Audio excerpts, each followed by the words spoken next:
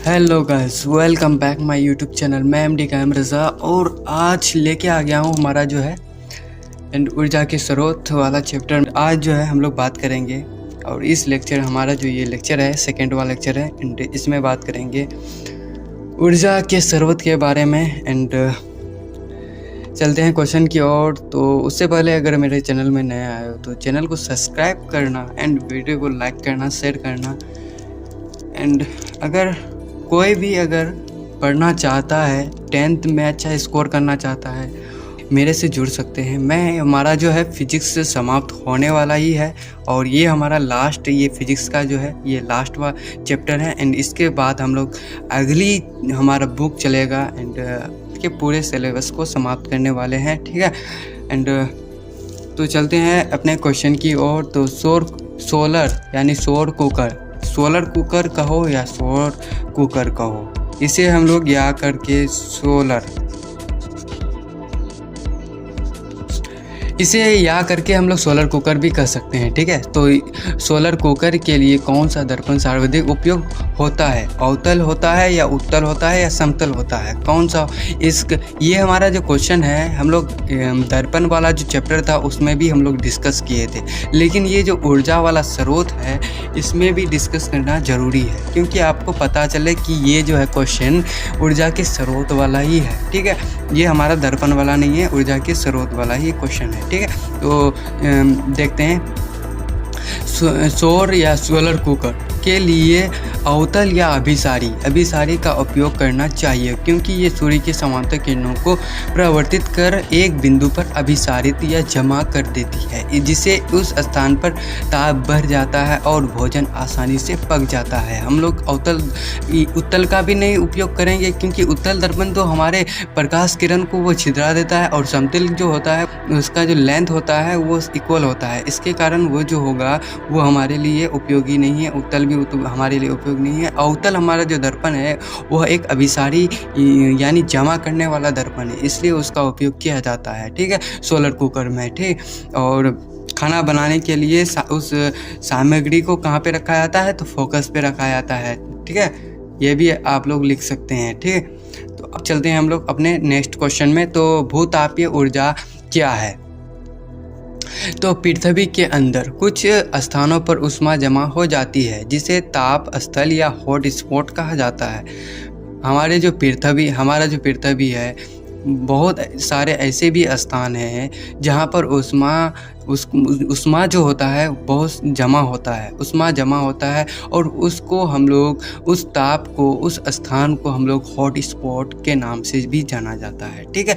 जब भूमिगत जल इन तप्त स्थानों के संपर्क में आ जाती है तो भाप बनकर चट्टानों के बीच फंस जाता है और इन्हीं भापों को पाइप की सहायता से निकालकर उसका उपयोग ऊर्जा प्राप्ति में किया जाता है। इसे ही भूतापीय ऊर्जा कहते हैं। और न्यूजीलैंड तथा यूएसए में भी कई भूतापीय ऊर्जा संयंत्र काम कर रही है, हमारी इंडिया में नहीं है, ठीक है।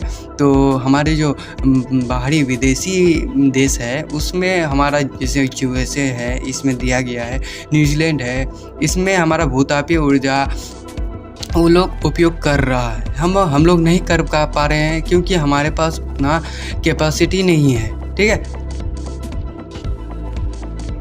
और इसे हम लोग कहते हैं हॉट स्पॉट हमारा जो है बहुत ही, और ये भूतापीय ऊर्जा ये हमारे लिए बहुत ही ज़्यादा उपयुक्त मानने वाला ऊर्जा है, ठीक है, उपयुक्त मानने वाला ऊर्जा है।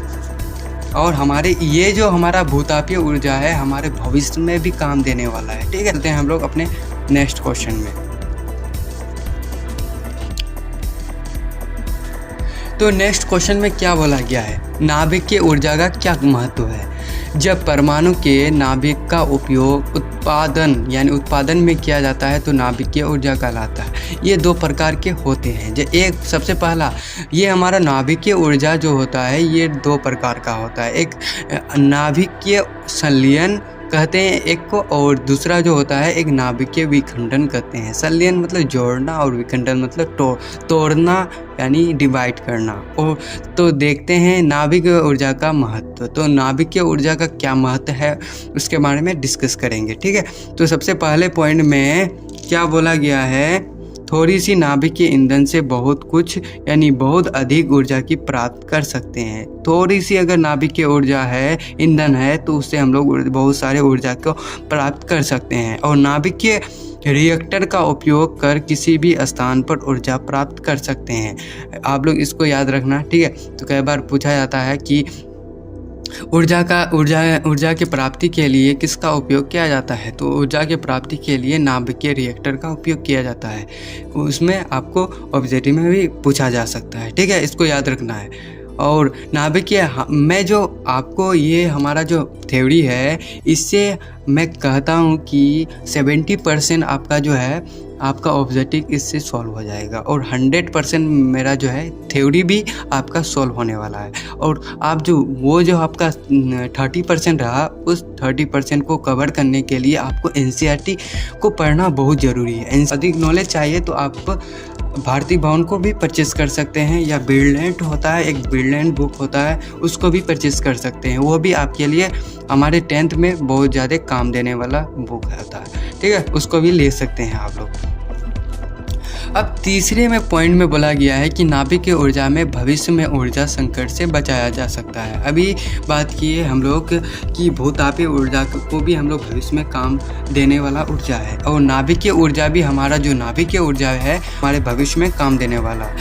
एंड हमको जो है ये हमारा भविष्य में काम देने वाला है, ठीक है। अब चलेंगे हम लोग अपने नेक्स्ट क्वेश्चन की ओर।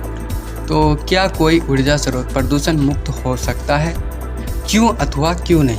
कोई भी ऊर्जा 100% यानी कोई भी ऊर्जा 100% प्रदूषण मुक्त नहीं हो सकता। सौर ऊर्जा को प्रदूषण मुक्त माना जाता है। सौर ऊर्जा जो होता है सोलर हमारा, उसको हम लोग प्रदूषण मुक्त को माना जाता है। लेकिन सौर ऊर्जा की प्राप्ति के लिए जो सोलर प्लेट उपयोग किए जाते हैं, इससे अवरक्त किरणें निकलती है, ठीक है, और जो पर्यावरण को प्रदूषित करती है, ठीक है। हमारे जो ये अवरक्त जो किरणें हैं वो जो निकलती है, इससे हमारा पर्यावरण को प्रदूषित करता है, पोल्यूशन फैलता है। सोलर सिस्टम है वो हमारे लिए हानिकारक नहीं है, लेकिन उससे उत्पन्न जो हो रहा है अवरक्त किरणें, उससे हमारे पर्यावरण को दिक्कत हो रहा है, ठीक है, ये होता है। इसलिए बोला गया है कि कोई भी ऊर्जा 100% प्रदूषण मुक्त नहीं हो सकता। वो भी एक हमारा जो सौर ऊर्जा है वो भी हमारे पर्यावरण को प्रदूषण कर रहा है, इसलिए हम लोग उसे 100% प्रदूषण मुक्त नहीं कहेंगे, ठीक है। एंड अब चलेंगे हम लोग अपने नेक्स्ट क्वेश्चन की ओर। तो महासागर से प्राप्त हो सकने वाली ऊर्जा की क्या सीमाएं हैं? तो महासागर में मुख्यतः 3 प्रकार की ऊर्जा प्राप्ति होती है, जिसके सीमाओं को नीचे बताया गया है। सबसे पहला ज्वारीय ऊर्जा। पृथ्वी के घूर्णन तथा चंद्रमा के आकर्षण के कारण समुद्र के जल को खिंचाव उत्पन्न होती है, जिसे ज्वार भाटा कहते हैं। और जो ज्वार भाटा से उत्पन्न ऊर्जा को ज्वारीय ऊर्जा कहा जाता है, ठीक है, ज्वारीय ऊर्जा कहते हैं।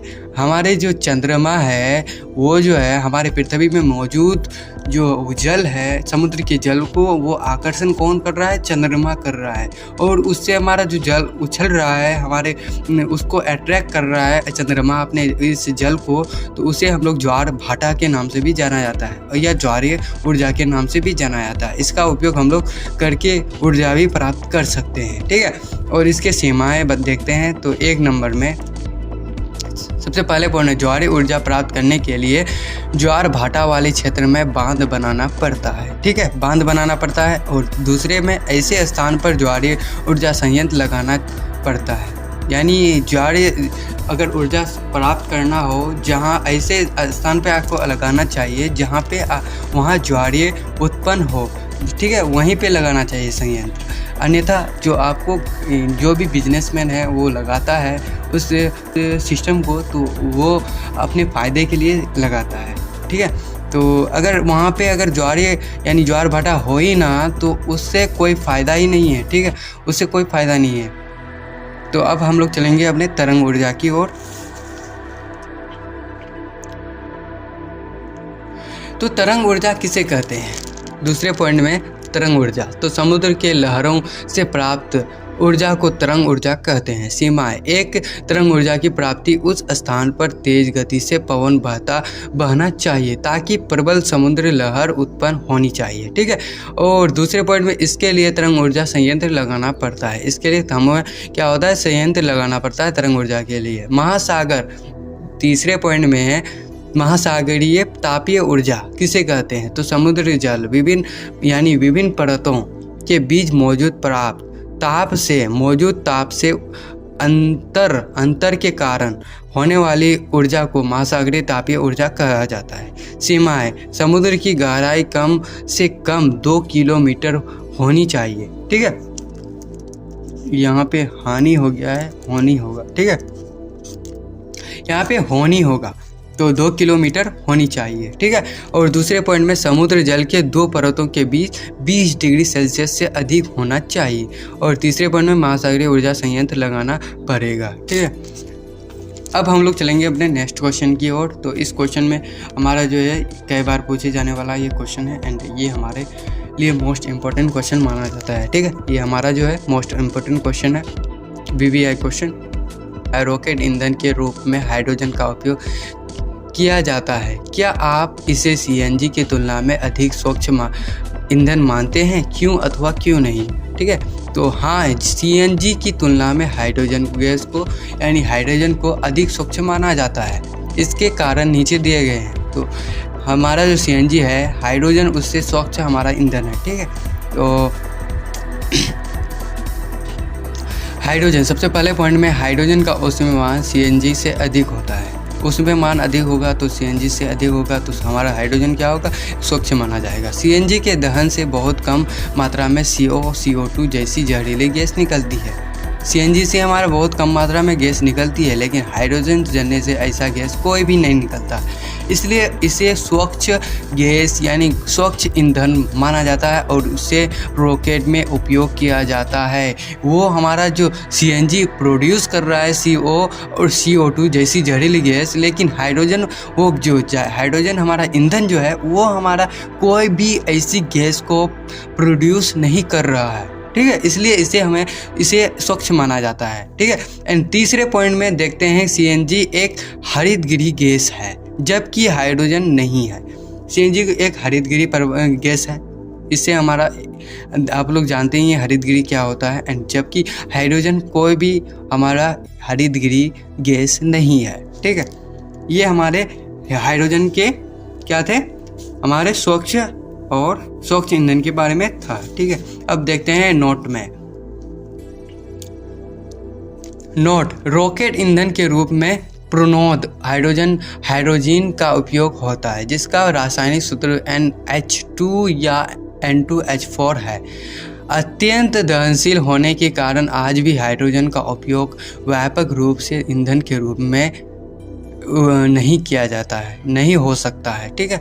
ईंधन के रूप में नहीं हो सकता है व्यापक रूप में, ठीक है। एंड अब चलते हैं हम लोग अपने नेक्स्ट क्वेश्चन की ओर। ऐसे 2 ऊर्जा स्रोतों के नाम लिखिए जिन्हें आप नवीकरणीय मानते हैं। अपने चयन के लिए तर्क दीजिए। ऐसे ऊर्जा स्रोत जिसका लगातार उपयोग करने पर भी वह कभी खत्म नहीं हो नवीकरणीय ऊर्जा स्रोत कहलाता है। जैसे सौर ऊर्जा हो गया, पवन ऊर्जा हो गया, ये एक हमारा क्या है, नवीकरणीय सौर ऊर्जा है। और सौर ऊर्जा की प्राप्ति करते हैं, ठीक है।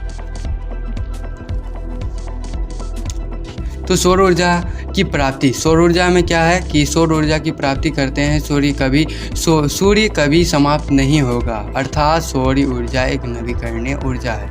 सूर्य हमारा कभी समाप्त नहीं होगा। जब सूर्य समाप्त हो जाएगा तो ब्रह्मांड समाप्त हो जाएगा, क्योंकि हमारा जो टिका हुआ है हमारा जो ब्रह्मांड टिका हुआ है वो हमारा किसी के कारण, तो सूर्य के कारण। अगर सूर्य हमें क्या लाइट ना दे तो हमारा जो पेड़ पौधे हैं, हमारे जीव जंतु है, वो कैसे रहेगा। पेड़ पौधे अपना फोटोसिंथेसिस कैसे करेगा, फोटोसिंथेसिस नहीं करेगा तो वो पेड़ मर जाएगा, और वो पेड़ मर जाएगा तो हम लोग भी मर जाएंगे, ध्वस्त हो जाएंगे, ठीक है। इसलिए सूर्य कभी समाप्त नहीं होने वाला ऊर्जा स्रोत है, ठीक है। वो एक नवीकरणीय ऊर्जा स्रोत। अब पवन ऊर्जा। पवन की गति का उपयोग कर पवन चक्की को घुमाकर यानी विद्युत जनित्र के टरबाइन को घुमाया जाता है, जिससे पवन ऊर्जा की प्राप्ति होती है और पवन का बहना कभी खत्म नहीं होगा। ठीक है, अतः पवन ऊर्जा एक नवीकरणीय ऊर्जा है। एंड आज हम लोग यहीं तक रखते हैं। एंड वीडियो को अच्छा लगा हो तो वीडियो को लाइक करना, शेयर करना। एंड अगर आपका कोई भी दोस्त है, अगर कोई भी फ्रेंड्स है, तो उसके आपके फ्रेंड सर्किल में अगर कोई भी आप 10th में अगर अच्छा स्कोर करना चाहते हैं, इस अच्छा से पढ़ना चाहते हैं मैट्रिक, तो वो आ सकते हैं, मेरे से जुड़ सकते हैं। एंड आप मेरे टेलीग्राम चैनल पे भी जुड़ सकते हैं और टेलीग्राम का लिंक दिया हुआ है डिस्क्रिप्शन बॉक्स में। एंड उसका प्लेलिस्ट का भी लिंक दिया हुआ है। एंड मुझे इंस्टाग्राम एंड फेसबुक में फॉलो भी कर सकते हैं। एंड अगर कहीं भी आपको डाउट हो तो मुझे कमेंट करके बता सकते हो। Thank you for watching the video.